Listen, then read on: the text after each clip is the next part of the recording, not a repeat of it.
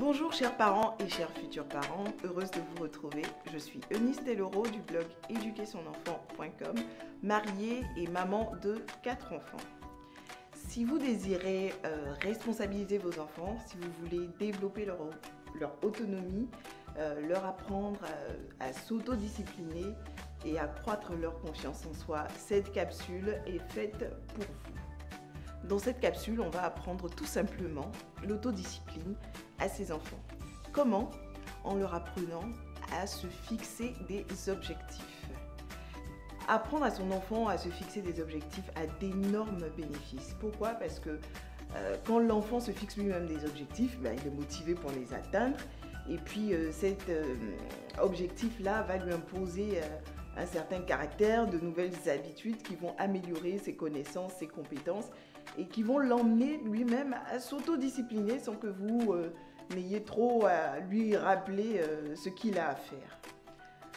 Alors, comment procéder? Comment apprendre à ses enfants à se fixer des objectifs? C'est très simple. Vous pouvez profiter d'un événement favorable. Ça peut être un déménagement, la rentrée scolaire, le début de l'année, son anniversaire. Voilà, un événement favorable, quelque chose de nouveau. Et pour lui demander de prendre un beau cahier que vous allez lui offrir, vous lui achetez un joli cahier. Et puis vous demandez à votre enfant ce qu'il a envie de savoir faire, ce qu'il a envie d'apprendre, de pouvoir faire d'ici un an. Et vous l'écoutez. Il va vous dire peut-être je veux savoir bien nager, pédaler un vélo en fonction de son âge, avoir 16 de moyenne, savoir faire mon lit tout seul, bien me brosser les dents, etc., etc. Et je vous conseille de suggérer à votre enfant quelques idées. Voilà, ce que vous demandez à votre enfant de faire et qu'il peine à faire, vous pouvez lui demander de le choisir aussi en objectif. Ensuite, vous demandez à votre enfant d'écrire tout cela dans un beau cahier. Et puis, pour ajouter une petite dose de réalisme, il faut demander à son enfant, tu m'as dit que tu voulais avoir 16 de moyenne, tu es sûre?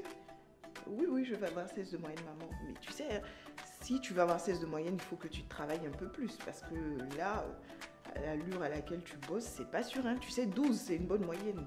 Donc si tu as 12 ou tu as 14, c'est pas mal aussi. Tu es sûr que tu veux 16? Si votre enfant vous dit, dites ok, mais c'est qu'il va falloir travailler un peu plus. Tu es ok pour faire ce sacrifice? Oui, je suis ok. Si l'enfant prend la décision lui-même, il y a des chances qu'il soit engagé pour pouvoir atteindre cet objectif-là. Après, examinez ensemble la longue liste et puis retenez trois objectifs majeurs que vous allez suivre ensemble au cours de l'année à intervalles de temps. Et reprenez le cahier et demandez-lui où est-ce que tu en es par rapport à cet objectif. Est-ce que tu es fier de toi? Tu penses que tu l'atteins bien?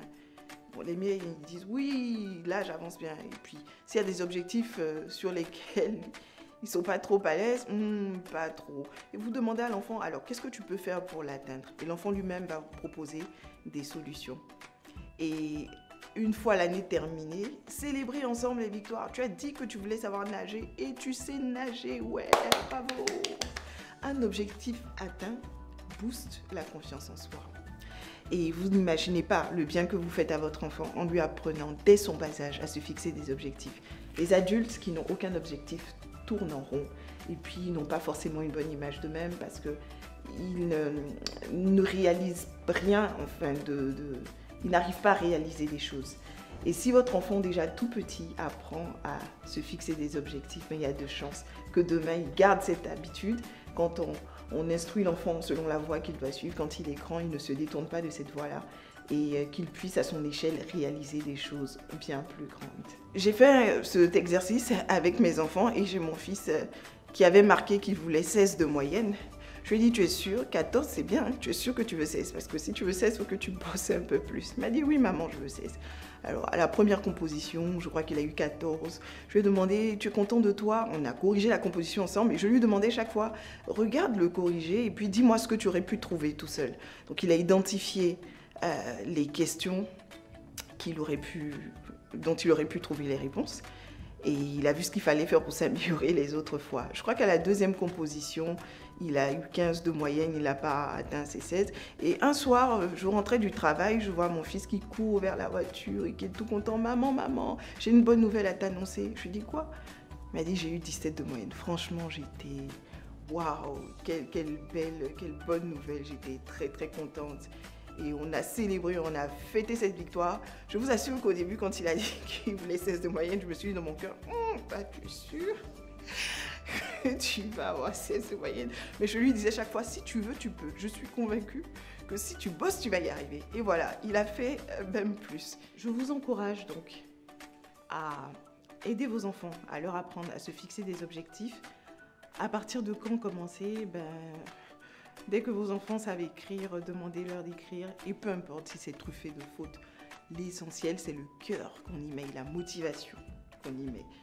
Donc voilà, ce sera tout pour aujourd'hui. Si vous avez aimé cette vidéo et que vous pensez qu'elle peut faire du bien, n'hésitez pas à la liker, à la partager et à vous abonner à ma page. À très bientôt.